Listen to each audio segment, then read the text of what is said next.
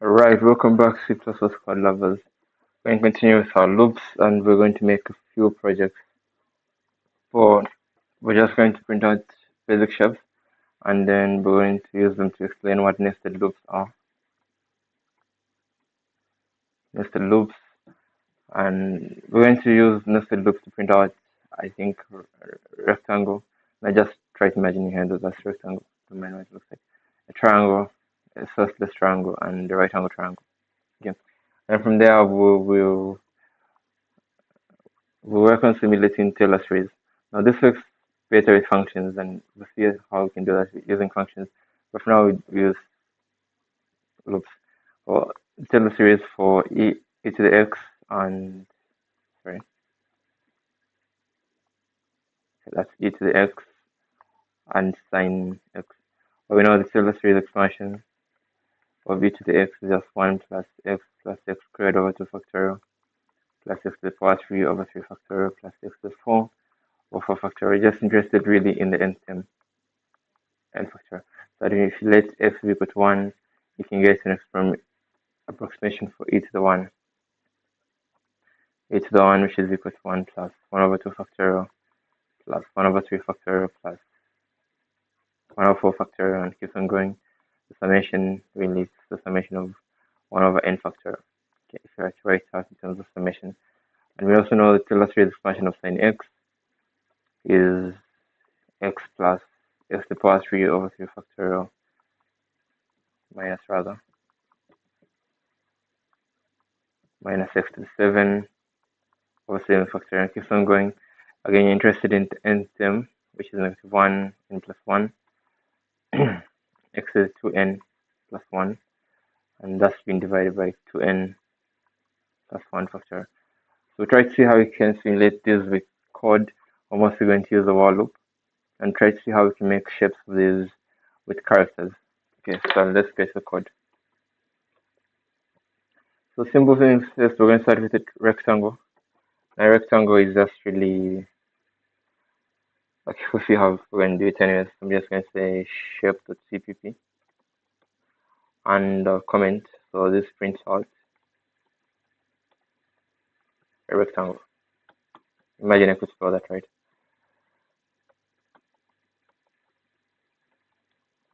Include arrow stream. Goodness. Using namespace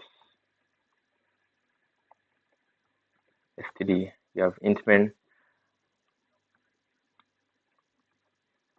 Just programming convention, whichever one seems better to you. You can put the brackets here. If you want, you can put them there on line 7. So it's up to you. So we're going to make a variable. Maybe we want number of rows and columns. So I'm going to say rows, initialize that 0, and int columns, initialize that 0. Okay. Before I get to write more code, let's just explain a bit more. So you're going to have two loops. The first loop is going to be controlling the number of columns in each row. So let's say if I'm using stars, I'm going to be making a rectangle like that. Then I go to the next row. Then I go to the next row. And then the next keeps on going. So if you are to simulate this, notice how it's working. So it's column by column first. And then it goes to the next one. And then when it's done with this one, it goes to the next one. When it's done with this one, it goes to the next one. So this is the inner loop. This is the outer loop. Knowledge of this will be important next one when we're dealing with arrays. And remember, we still promise we have to print out Pascal's triangle. So arrays, and more specifically, multi-dimensional arrays. I'm just going to say 2D arrays. Okay, so it's important to know this. But for now, let's just make a rectangle, basic rectangle. So just going to ask the user how many rows they'd like to have.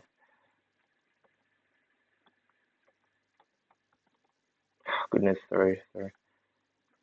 How many rows would you like to have?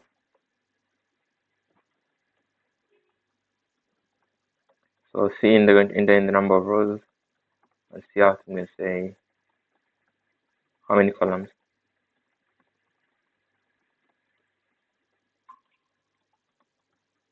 Okay, C in the container in the number of columns. I'm going to make two loops, and remember we said we can declare in the loop itself in the for loop. So I'm just declaring a variable I. You can create whatever I want. It doesn't have to be I. So that's number of rows. This is the outer loop. Then I plus plus. Case sensitive, just make sure you use small letters throughout, or if you want to use capital letters throughout. For the keywords, these things here, int, the data types, the keywords, always use lowercase, right? And then the inner loop, int j is going to be equal to 0. J is just the number of columns, and j plus plus. So I'm just going to print out a star. Sorry, star, don't add endel in the line after this. So endel comes here. Cool, and that should run. So let's go with new terminal. Just say g plus plus shapes.cpp. Of course, run that. Okay. How many rows would you like to have? 5. How many columns? 5. We printed out a 5 by 5 square. Now it doesn't look like a square because of the terminal and how many spaces are different vertically and horizontally, but that should be a square. You can try out maybe a 7 by 6. Yeah, that goes. Now to make it more interesting, let's say you want to have a user-defined character to define the shape. So just make a car and call it user-defined. Okay. And you don't want to ask the user to out what character would you like to use.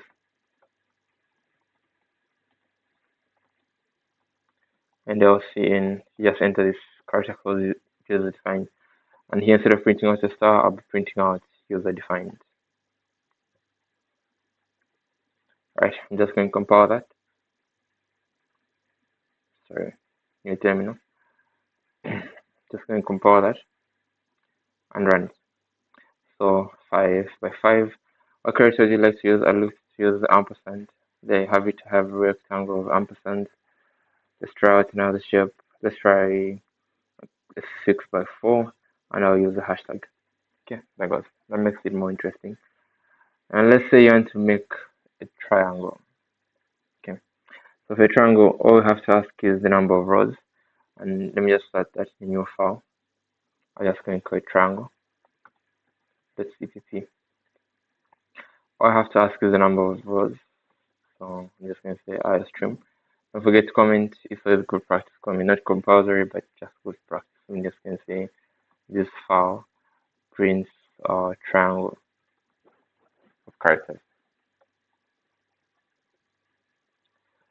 So use namespace std int main, and for triangle, all you're interested in is the number of rows. So maybe you might just say how many rows would you like your triangle to have? Sorry, would you like your triangle? Again, you're gonna make an integer, and you can create rows because that should be an integer. You see in they enter the number of rows, and then you run the loop. So int I is equal to 0, where while I is less than rows, I plus plus. Of course, make sure to have another loop. For int j can be any letter apart from the one you use on top. J is less than I, and then j plus plus. Okay, so the number of columns is controlled by the row number, and that's how you define a triangle. So you just say out a character, let's say a star. Of course, if you're going to use a user-defined character, then for testing, I just add the star so I shouldn't get complications. Okay, I was compiling an alpha. I just have to compile G++ triangles. That's CPP. Alright, cool. I'm just going to terminal, ask you the terminal, and let's go again. So I'll just say G++ triangle.cpp. How many rows would you like to have? 5. Alright, so small error. I think because I added end arrow here. I'm not supposed to add end arrow here because I want it to be one row of characters, continuous row, continuous string, if you can think of it like that. Now that should work. I'm just going to say triangle, the CPP, a.exe, 5, there goes. Now I have 4 rows instead of 5, so just small correction. I'm just going to say this or equal to, okay, and that's going to work better.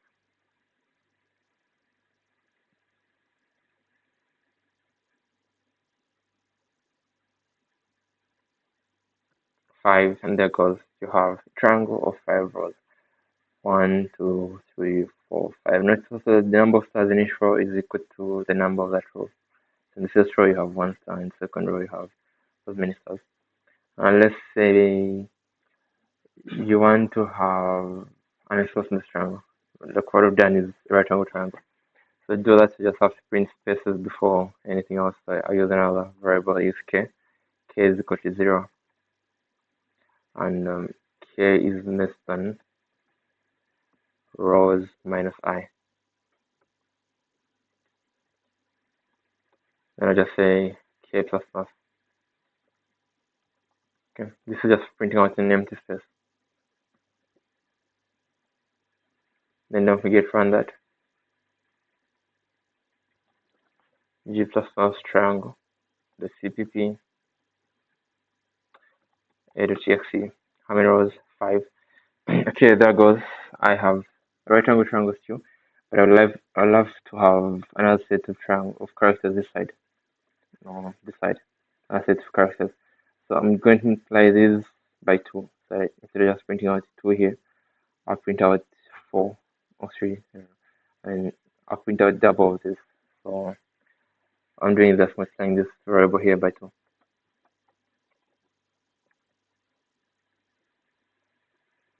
Right, there goes. I'm going to compile that and run it. So 5, and I have an isosceles triangle. I don't have the star on top, so I just have to edit a bit. I'll just say, well, it's less than or equal to, okay, and that's going to work.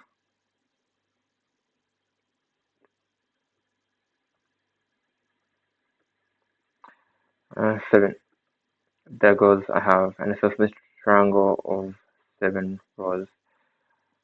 Now that's maybe a bit boring. I may want to know how many, what kind of character the other ones use. So I'll just say user defined, and now ask the user out what character would you like to use.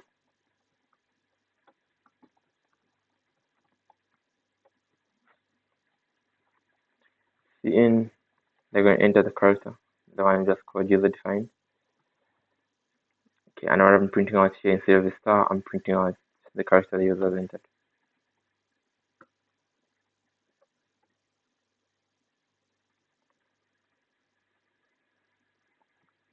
So that, I'm just going to run it. So how many rows? Let's try 6. What character? Let's try that character. Okay, that looks cooler. I can try out any character I want. Let's try an exclamation mark. Oh, no. That wasn't the number. So we start with the number of rows. Okay, I'm going to run that. Number of rows. Let's say 6. Exclamation mark. There goes. Okay. Yeah, so you can use whatever character you want because we've called the characters user defined.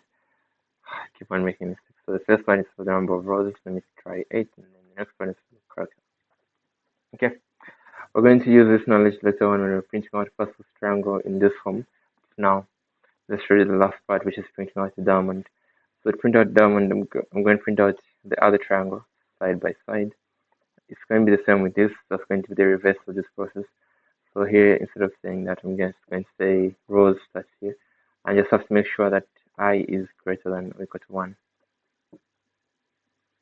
Alright, everything else stays the same. And this part here, I have to edit it to I minus minus. So here I'm reducing instead of increasing. Everything else is really the same. Let's see how that runs.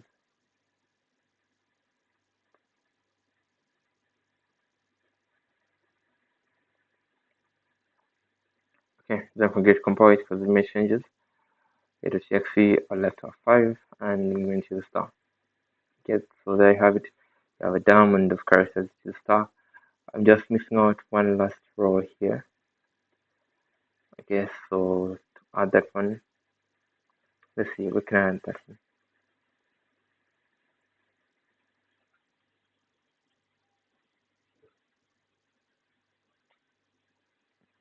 So from the last one, I will say, let me add a one here. And let's see what it gives us.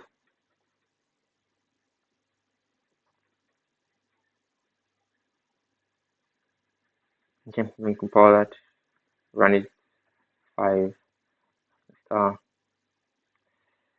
Okay, not so pretty. Not what I want. I don't want the one there.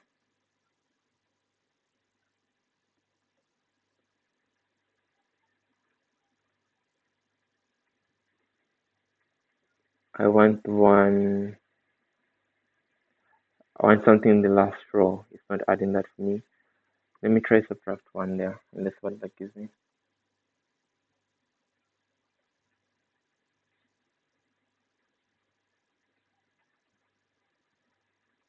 5 crafter star.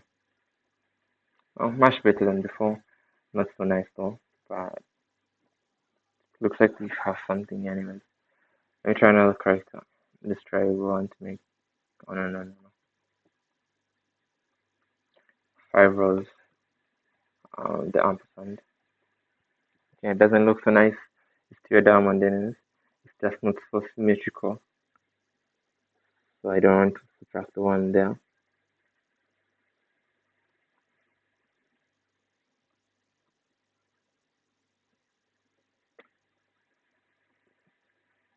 Let's see. What happens if I let j equal to I? I think that's going to be messed up. Anyways, no, that's not going to work. If that doesn't work, then we just iterate what we have. But that's how you print a diamond, and the rest of the things is just working on how it's coming out, the symmetry. Okay, I'm just going to kill that terminal, and I'll just run it again. 5 and not tell star. Okay, it doesn't look so nice as we thought. It looks like we're glitching somewhere.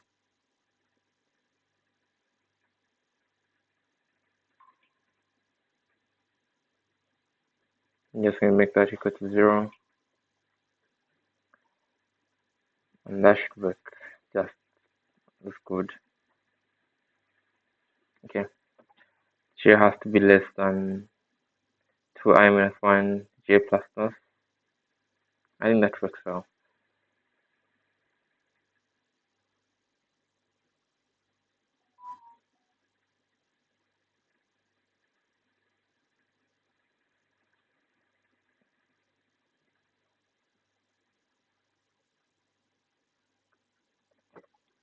I'll try 7 and I'll try the ampersand. Yeah, so there you have it. I have a diamond of characters. Not so nice looking. If I we get the concept, the other thing I have to work on is just my output and symmetry, how it's going to come out. So it may take a while to edit that, but then at least we have the general overview of kind of shape we would like to have. That looks even better. Just missing out one last character there at the end, and we figure out how to add that one, but then it has two triangles put side by side. This one starts like this, and then the other one goes like that. So there we have it. In our next meeting, we'll look at how to find the Taylor series we're talking about.